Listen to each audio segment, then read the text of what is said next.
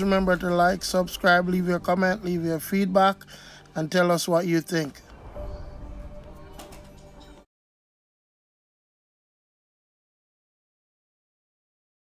Guest teachers, the Bible and you, where speculation and sensationalism are replaced by solid Bible facts.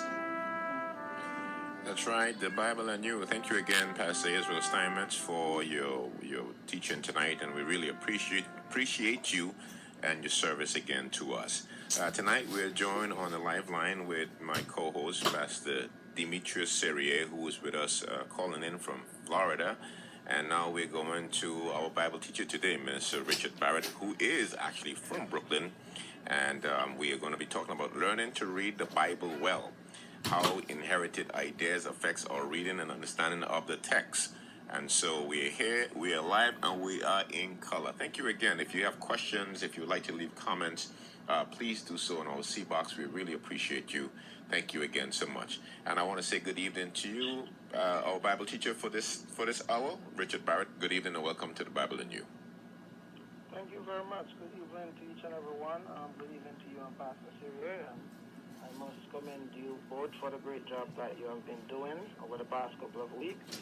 The program has been a blessing to those of us who are on the inside. We look forward to listening on Saturday evening. So we give God thanks for that. And thanks for the opportunity again. No problem. Thank you again for joining us, and we really appreciate you. And New Life, right?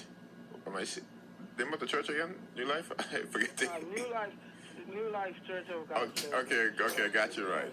Okay, New Life Church of God, 70 right here in Brooklyn, New York. Thank you so much, Minister Richard Barrett. And Israel Steinmetz, of course, is from San Antonio, Texas. And we now to Brooklyn. So we were talking about, it's a great segment, and we have been talking about this for a while. You have been talking about this for a while. So now take us through and build a case for us about learning to read the Bible well. How inherited ideas affects the reading. So now we have already proved, so this is the way the program, we already proved that the Bible can be trusted. Now you're going to take us through, now that the Bible is trusted, how do we read it well so that our understanding of the text is correct and we're not fragmenting our reading habits, but we are taking the Bible in its totality and bringing it alongside other books to make our point valid. Okay, and I must commend the speaker that went on before. I did enjoy his segment. So reading the Bible very well, it takes a lot of work. Reading on a whole is very demanding, and as a result of that, to become very good readers, we must take the time to really spend in homing, as we would say, and digging through the text. And as a result of that, it demands from us several things. And we must go through that process in order to get there. And resources are there to help us with this process. For example, for me, when I encourage individuals to read, I don't start you out with telling you to read a commentary. I start you out with wrestling with the text itself. And as we read the text, then we become familiarized with the text. Then I would tell you to reread the text again. And then we would add a few more things to that rereading of the text. So the first thing I would tell us is to read the Bible in sequence. For example, I have a reading format that I usually give, and this is just to give a sense, and then we get deeper into it. I would usually give us a reading format where we read from Genesis up until 2nd Chronicles, because that's where we have a chronological sequence in the scripture. And at your first reading, don't really get bogged down in the details of the reading. What I would suggest for the first reading is basically inspectional reading, because there are 4 different levels to reading. Inspectional reading, you just get yourself familiar with the content of each book and see how the content of each book is related to the other. Because as you go along and you get past certain books of the Bible, the books that you are further along reading will presupposes that you are familiar with the previous books. So As a result of that, I would recommend starting with us reading from Genesis to Chronicles, and then after that, and why I do say that, the Bible is not organized in chronological sequence after Chronicles. Everything else is organized. Let me just give the basic organization of the Bible. We have what we call the historical narratives, which is Genesis up to Chronicles. And then we have what we would call the prophets and poetry. Those are basically the three segments in which the Old Testament is divided. Our New Testament is also tricky, as the earlier speaker referenced. Our earliest writings in the New Testament are not the Gospels. They are actually the letters of Paul. But the Gospel, because of Jesus' life, are presented to us before we get to Paul letters. So I would recommend us reading from Genesis to Chronicles, and then when we get to the prophets, we would have to organize the prophets in their chronological sequence, because even though Isaiah and Ezekiel and Daniel and them is arranged first, they are not the first prophetic writers. Hosea and Amos actually wrote before them. So that is what I would recommend first, for us to begin to get a feel of really reading the text, and then it will demand more from us after we get through that first basic reading. So sequence in terms of just Bible, and you're correct. I've been saying to even our church as we go through the book of Revelation, starting from chapter 20, the first level of reading is to gather the information, to have a sequence as to how the Bible reads, how it feels, and how you can then start to unpack it. The Bible needs to be unpacked. It's not something that you just read in to prove a point, right? Mm-hmm. You're reading for knowledge. So how then do fragmented reading habits affect our understanding of the text? So for example, fragmented reading affects us in many ways, because one of the first fundamental point, and this is very serious, and I wish I had known this in earlier years of my Christian walk. What we think theologically, and what I'm saying is basically what we think about God will determine everything else in our life, whether we are conscious of this fact or not. Our theological perspective will determine how we live, how we relate to the world, and how we relate to others. So if we are not, fragmented reading tends to allow us to miss things that are actually there that we miss because, so for let me piggyback on what we learn in most Christian circles. For example, we have this tendency in most Christian circles where we just say, all right, we get up in the morning, and anywhere the Bible opens, we read there, and that's our devotional reading. When we do that, we miss a lot of things. Mm-hmm. We don't, for example, read someone write us a letter, and we get that letter. We never begin to read that letter at the end and then go back to the beginning, or just pick a sentence out the letter and read. But we do that when we read Paul letters, and they're letters just like we read a secular letter. So as a result of that, we must begin to read in sequence and in order to get the argument that the writer is putting forth to us, because all letters in the New Testament has an introduction, it has a body, and it has a conclusion. And usually the introduction introduces us to themes that will be later developed in the letter, and then the writer will go on to conclude. And I am happy that you bring up the book of Revelation. Mm-hmm. I will tell anyone, this is my perspective, and I think this is meaningful, and it's after years of studying this book intensely. I would tell anyone that is reading the book of Revelation to actually start by reading chapter 12. And after you read chapter 12, you go back and begin reading from chapter 1 onward, because the first chapters which are the epistles, and they're slightly different. The reading technique that you would use to read chapter 2 to 3 is different from the rest of the entire book, because you're dealing with epistles which demand a different kind of lens in unpacking the argument. And chapter 2 and 3 presupposes ideas that we are introduced to in chapter 12. For example, we see the Lord referencing Satan in chapter 2, but we weren't introduced to him in the introduction prior to us getting to chapter 2. It's chapter 12 we would have to go to see the significance of Satan. So fragmented reading will allow us to make mistakes with the text and reach conclusions that are not accurate and lead us to make bad decisions at times that have serious implications.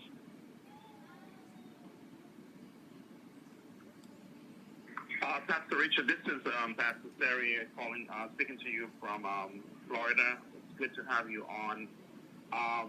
So earlier you talked about some inherent ideas that we have that affects our reading of the Bible. The reading affects the reading, and not just the reading, but the understanding of the text. Yeah. I thank God for you coming on and to clear that up with us. And one of the things you mentioned is that it would affect our understanding of God. And I believe, and I agree with you, that a walk understanding of who God really is affects our relationship with God. Yeah. But can you speak some more to some of those inherent, let's call them bad habits? Very bad habits. All right. Let me use an example. That is a good biblical term. Because we know that the time is limited, and we have a lot to go through. So let me use an example to demonstrate these bad ideas and how they work. So we're going to go to John chapter 13, and I'm going to move to John and a few other places. And let me set it up before we actually do the reading. Right. Inherited ideas are fragmented reading. So because of time, I'm going to demonstrate both things from this passage. There is, John chapter 13, we know, deal with Lord's Supper, but specifically feet washing.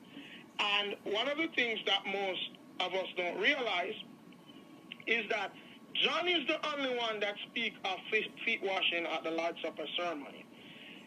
Matthew, Mark, and Luke speak about the cup and the bread, but they don't mention feet washing. We have a dispute that plagues the church, and all of us know about the dispute. And it's not something that sometimes is as deadly as we make it out to be. And it causes churches to basically split and splinter over it. And it has to do with feet washing. And we have one group saying feet should be washed first before you eat. We have another group saying feet should be washed after you eat. And both of us are reading the same text. But we are coming to different conclusions about what is the sequence in the text. And a lot of times that stands on one side or the other, inherit the position that we are defending from the text. And the text, and as a famous writer says, when you go to the text, don't listen to what the text is saying, look at what you are seeing. Because a lot of times when we are listening, we go to it with something that is already playing in our ears. So let us go to John 13. Now we'll address the question of whether feet was washed first or whether feet was washed after. All right? Let us do some reading here. I'll read a few verses and pay attention as I read to our audience. We read from verse 1. Now, before the feast of Passover, Jesus knew that his hour was come, and that he should depart out of this world unto the Father, having loved his own which were in the world. He loved them unto the end. Then the crucial verse that we debate. And supper being ended, the devil having now put into the heart of Judas Iscariot, Simon's son, to betray him. Jesus, knowing that the Father had given all things into his hand, and that he was come from God and went to God. he riseth from supper, and laid aside his garment, and took a towel and girded himself. And after he poured water into the basin, he began to wash the disciples' feet and to wipe them with the towel wherewith he was girded. Then cometh he to Simon Peter, and Peter said unto him, Lord, dost thou wash my feet? And Jesus answered and said unto him, What I do thou knowest now, but thou shalt know hereafter. Let me just jump over and get us to the crucial verse in this to help us solve the riddle. Let us go down to verse 21. Verse 21 says, And when Jesus as thus said, he was troubled in the spirit, and testified and said, Verily, verily, I say unto you that one of you shall betray me. So we know that by the time Jesus made this statement, the feet were already washed, correct? Correct. As a result of that, the fact that John is the one who wrote only a feet washing, we can't use John alone to determine what was the chronological sequence of the actions. So what we would have to do is go to Matthew chapter 26. This is where fragmented reading is being coupled with inherited ideas. So we go to Matthew chapter 26 to do comparative reading. And we go to, we start from verse 17 in Matthew chapter 26. And verse 17 begins, Now the first day of the Feast of Unleavened Bread, the disciples came to Jesus, saying unto him, Where wilt thou that we prepare for thee to eat the Passover? And he said, Go into the city to such a man, and say unto him, The master saith, My time is at hand, and I will keep the Passover at thy house with my disciples. All right, let us go to verse 21 to make sense of this. Pay attention to verse 21 in John. Pay attention to verse 21 in Matthew here. And as they did eat, he said, Verily, verily, I say unto you that one of you shall betray me. And the eating here is the Passover meal that he just sent them to the owner of the house. As we go on, verse 26. In verse 26. And as they were eating, Jesus took bread and blessed it and brake it and gave into the disciples and said, Take, eat, this is my body. This is now the introduction of the Lord's Supper meal proper. And he took the cup, verse 27, and gave thanks and gave it to them, saying, Drink ye of it, for this is the New Testament in my blood. So we have the ceremony here. In verse 21, where he says, Verily, verily, I say unto you, in Matthew 26 here, one of you shall betray me. The Lord's Supper is not instituted yet in terms of the bread and the wine. But we know from John that when he says this, he already washed the disciples' feet. So reading the text carefully and doing comparative reading as opposed to fragmented reading allow us to arrive at a conclusion that wouldn't be obvious to you if you just read John in isolation. The problem that we have also, and I think we will get on this when I get into tools. When I get into tools, I will deal with the problem of verse 2. So Pastor Syria, to answer your question, see individuals split churches over what was done first and what was done last, and develop what we would call sometimes even animosity towards other groups. And it's because of two things: fragmented reading and inherited ideas. Wow. I mean, this is such a powerful thing, Pastor, and I really want to thank you for that. So how do we begin to bring ourselves into a place where we can as you mentioned, we can then implement the type of reading, the type of study. We're told in Scripture to study to show ourselves approved unto God, rightly dividing the word of truth. So what sort of, again, let's use habits that we need to develop to bring ourselves back to this place? I know you talked about earlier, you said that when we go to the text, we should not go with any preconceived ideas. We should go with when we read the text, you mentioned that there are basically 4 different levels of approaching the text, and you mentioned one of them is just reading just to know the text, reading just to have an understanding of the text, and then going back to it. So can you then just give us all 4 of these so that we can begin to develop, cultivate better habits of approaching the text? Okay, so there are 4 different levels of reading, and this doesn't just have to do with text, but has to do with reading and reading comprehension in general of anything that we will read. And the first level is basically elementary reading, which is basically something that we learn at our most basic level in basic school, primary school, which is the level that a newspaper is written at. And then we have inspectional reading, where we skim through to see exactly what the text is saying without going into details. And then we have what we call analytical reading, where you are not just reading to see what the text is going to, but you're reading to understand what the writer is saying and why the writer is saying what he is saying.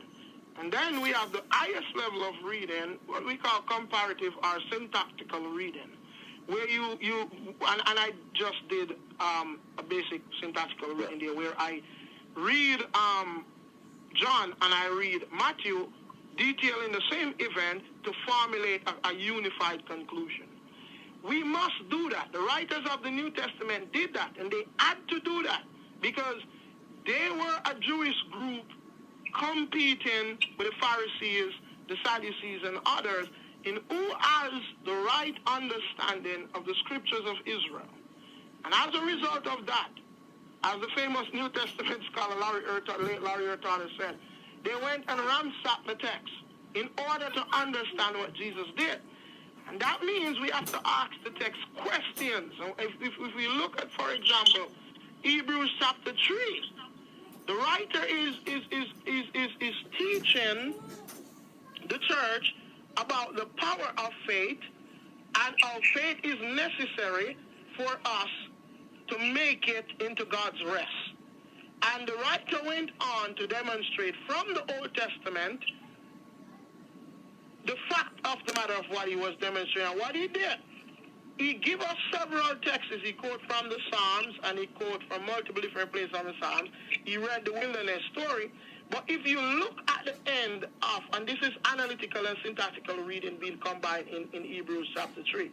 If you look at 17, the writer is asking the text question. So you don't just read and come away. Ask the text question. What is the writer saying? Why is he saying this? And as the eunuch, we see this in the example of the Ethiopian eunuch as well.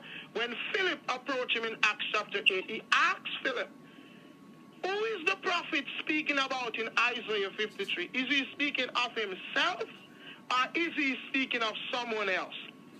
And Philip was able to tell him that he was speaking of the Messiah and not himself. If you look at Hebrews chapter 3, you see this kind of detailed analytical reading taking place. When the writer says, I'll just quickly read it, so for those of us who don't have our text, we'll hear it. For some of them had heard, verse 16 I'm reading from, and did provoke, albeit not all came out of Egypt by Moses, not all provoked. And then watch what the writer does with the text that he's using. But with whom, this is asking the text questions, but with whom he was grieved 40 years, Psalms 98. Was it not with them that had sinned, whose carcasses fell in the wilderness? Unto whom were ye that they should not that they should not enter into his rest, but with them that believe not. So you see the writer here asking the text serious questions. So for us, what I would suggest us doing to develop a good habit of reading is have our reading structure and have certain pre-planned questions that we're going to ask the text after we are finished reading. And then, after we do that, we will start to see more coming forth from the text than what we would usually see. We have to begin to ask the text question and begin to encourage the brethren to do so. One of the things that I do when I teach, and sometimes it's overbearing, but it brings fruit, is I ask the class question as I am reading. I don't just tell the class what to think about the text. I ask them questions, so the question provoke their minds to look in the text and try to understand what is being said. And that is the way I would recommend we start to developing good habits, is by asking the text certain basic fundamental questions. The what, the whom, the why. 3 questions we must ask the text as we read. Awesome. Pastor, we have just a few minutes left, and it seems like you've been doing this for a while and you've been seeing the results of it. What are some of the tools and resources that you have used over the years that help enhance the reading and the understanding of the text? Because we, like Pastor Gill said earlier, Pastor Israel proved that the Bible can be trusted. Those six books, we were leaving here tonight and telling our readers, and I just love the way he ended, that we walk by faith. We live in a life of faith, and we trust in the death and resurrection of Jesus Christ. We trust God to keep his promises to us. So as we read the text, can you talk to us about some of the resources that has helped you and the church that you pastor develop a better habit of reading and understanding the text? All right, so I'm going to say one thing in closing off what I just said, and then I recommend the resources if I may. One of the things that I encourage myself and others to do when we read is the way how we think about reading. I don't encourage us to think about the text as devotional reading, because when we do that, it is kind of a self-centered way of seeing it. I speak of fellowship reading, meaning when we go to read, we must see it as having fellowship with God, because we get to know God by spending time with him, and we cannot know God in any other way in this time outside of the Holy Spirit giving us special revelation than reading the text. So we see reading the text as a meeting with God to have fellowship.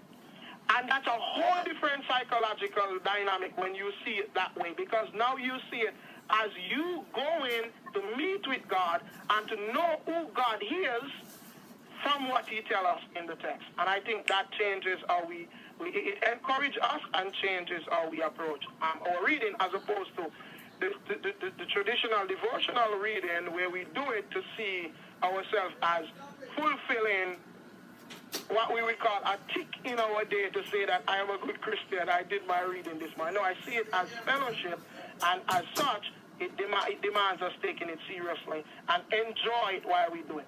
All right. So some of the resources that were very helpful to me, as I may recommend quickly, what I'm going to do, I'm going to give us some basic ones for the average reader, and then I'm going to give like 3 to 4 for pastors who are doing serious teaching that a lot of times are a little bit more advanced than the average brethren. So the first thing I would recommend for us is this book. It's not a biblical book. I was referenced it in the next book that I will recommend, and it became of great help to me.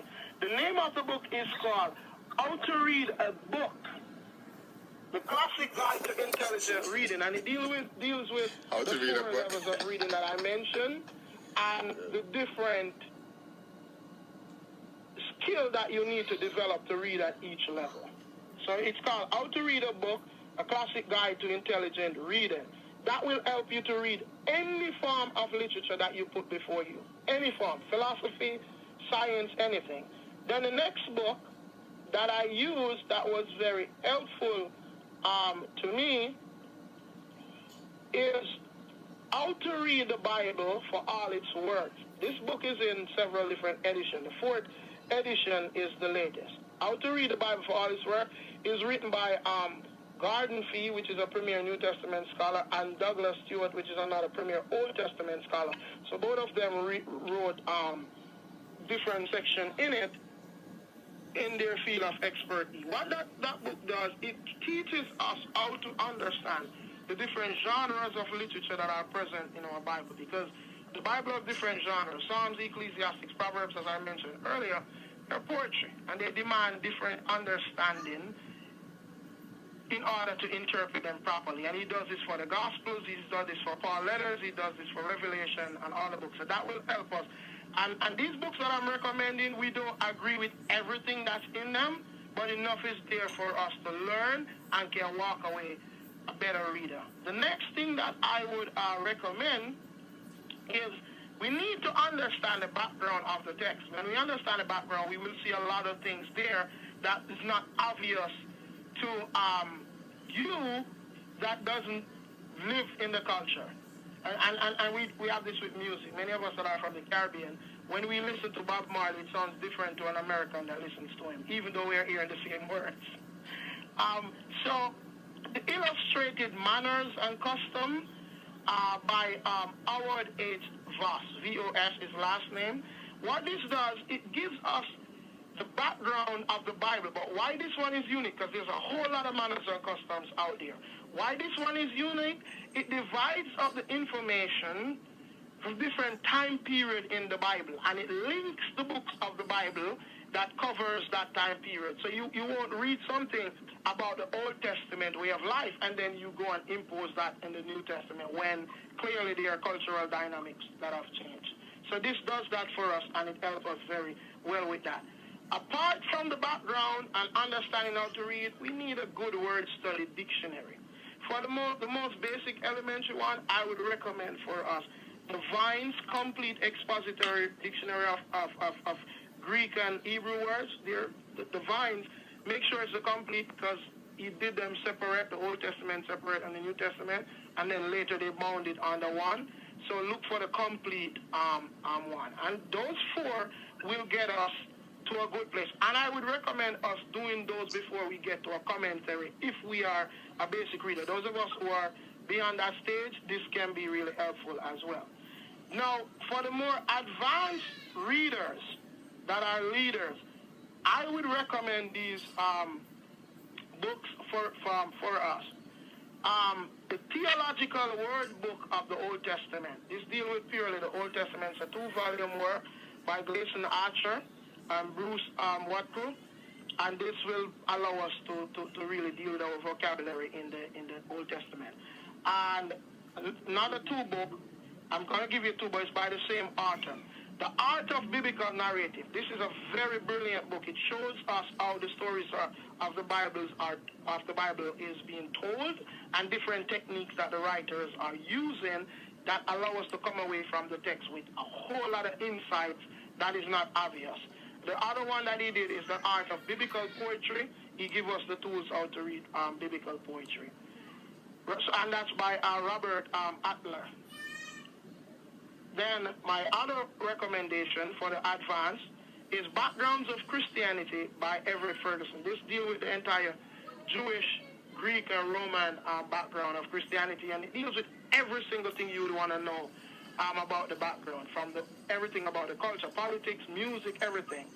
And those are basically what I would recommend for now. An advanced lexicon that is better than Vines, that gives us word study through different eras, or different words take on different meaning at different time, or the same word take on different meaning through different time, would be the Theological Dictionary of the New Testament, the 1-volume edition. There's a 10-volume set. You don't need that. If you can't read Greek, it won't be helpful to you. The one volume, the abridged version, Theological Dictionary of the New Testament. So those are what I would recommend for us. And the last 4 that I recommend are for advanced readers. Wow, so you're going to have to put that in the C box tonight, so that you can help our readers follow through with all of those. We're going to have you come back because reading and the amount of information that you have, of course, 40 minutes can't do justice. But I'm trusting and praying that this is a teaser to all of you who have been listening tonight. So very, very great work in terms of laying it out. Is it possible that you get into the C box tonight and put the name of those books in there? No problem. When I get off, I'll put it. And there's a question that I'm going to type in that someone asked me via text about John 13. You store up something here, and you'll have to come back to clean it up. Pastor Sarah and I will not clean up anything that you started or any Bible teacher started. I told you I would come back. I told you I would come back to actually answer it, but the time has run out because I was going to go back to verse 2. Because 11 verse 2, that gives problems. Yeah, that is something definitely that we have to do. But thank you so much. We really appreciate you, and God bless you again. Thank you again. Pastor Xavier, thank you so much. Have a good night. So, Pastor Xavier, we have come to this part of the program that we wanted to have some time to talk about. Maybe you can lead us through very quickly of some of the help that we need. Because again, every Bible teacher who comes forward with us, when they send us the notes, we have to go in and do our own research too as well, to ask the question, to craft the direction of the program. So talk to us about what is actually needed for some help that's moving forward that we had talked about. So yes, we're putting out